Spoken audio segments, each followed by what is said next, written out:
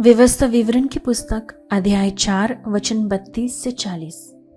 जब से परमेश्वर ने मनुष्य को उत्पन्न करके पृथ्वी पर रखा, तब से लेकर तू अपने उत्पन्न होने के दिन तक की बातें पूछ और आकाश के एक छोर से दूसरे छोर तक की बातें पूछ। क्या ऐसी बड़ी बात कभी हुई या सुनने में आई है?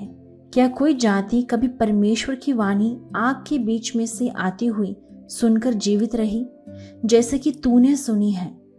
फिर क्या परमेश्वर ने और किसी जाति को दूसरी जाति के बीच से निकालने को कमर बांधकर परीक्षा और चिन्ह और चमत्कार और युद्ध और बलि हाथ और बढ़ाई हुई भुजा से ऐसे बड़े भयानक काम किए, और जैसे तुम्हारे प्रभु परमेश्वर ने मिस्र में तुम्हारे देखते किए? यह सब तुझको दिखाया गया इसलिए कि तू जान रखे कि प्रभु ही परमेश्वर है, उसको छोड़ और कोई ही नहीं है।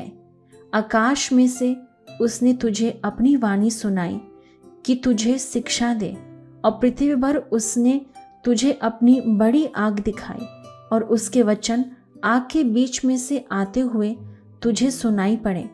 और उसने जो तेरे पितरों से प्रेम रखा, इस कारण उसके पीछे उनके वंश को चुन लिया, और प्रत्यक्ष होकर तुझे अपने बड़े सामर्थ्य के द्वारा मिस्र से इसलिए निकाल लाया कि तुझसे बड़ी और सामर्थी जातियों को तेरे आगे से निकालकर तुझे उनके देश में पहुंचाए, और उसे तेरा निज भाग कर दे, जैसा आज के दिन दिखाई पड़ता है।